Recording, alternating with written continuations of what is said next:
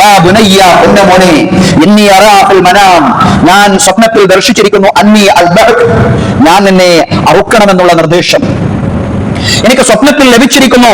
പ്രവാചകന്മാരുടെ സ്വപ്നം എന്ന് പറയുന്ന കേവലം ദിവാസ്വപ്നമല്ല, അത് വെളിപാടുകളുടെ വഹയിന്റെ ഭാഗമാണ്. അത് ഗൗരവത്തിൽ ഇബ്രാഹിം നബി അലൈഹി സ്വലാം മകൻ ഇസ്മായിൽ അലൈഹി സ്വലാമയോട് പങ്കുവെക്കുമ്പോൾ നമുക്ക് മനസ്സിലാവുന്നുണ്ട്. അതല്ലെങ്കിൽ ഒരു സ്വപ്നം, അതിലെന്ത് കാര്യം എന്ന് നമ്മൾ ചിന്തിക്കും.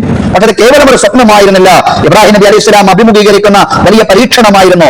ഈ പരീക്ഷണത്തെ നമ്മൾ എങ്ങനെ അഭിമുഖീകരിക്കണമെന്നാണ് പ്രിയപുത്രനോട് ചോദിക്കുന്നത്. പല്ലുറുമാതാത്തറ, എന്താണ് നിന്റെ അഭിപ്രായമെന്ന് നീ പറയണം. ആ പ്രിയ സന്താനം പറയാണ്, പ്രിയ പിതാവേ, എന്താണോ അള്ളാഹു താങ്കളോട് കൽപ്പിച്ചിട്ടുള്ളത് അതുപോലെ ചെയ്തേക്കിൻ. സത്തജിദുനി ഇൻഷാ അല്ലാഹു മിനസ് സാബിരീൻ. അള്ളാഹു ഉദ്ദേശിക്കുകയാണെങ്കിൽ ക്ഷമാലുക്കളിൽ താങ്കൾക്ക് എന്നെ കാണാൻ സാധിക്കുന്നതാണ്.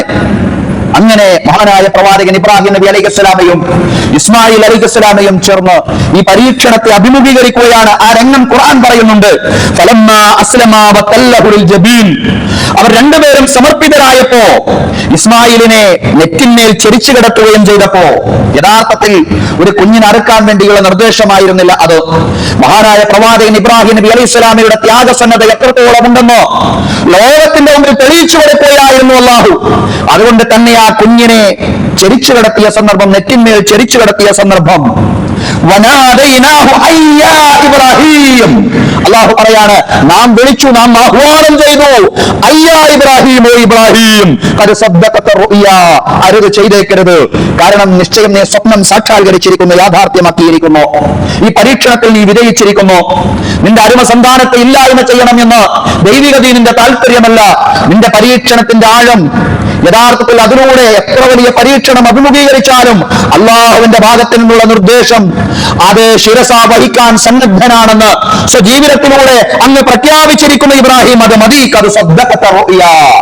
നിശ്ചയം താങ്കൾ സ്വപ്നം സാക്ഷാത്കരിച്ചിരിക്കുന്നു.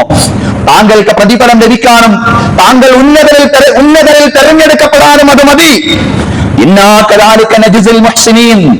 അപ്രകാരം നിശ്ചയം നാം നന്മ ചെയ്യുന്ന ആളുകൾക്ക് പ്രതിഫലം നൽകുന്നതാണ്.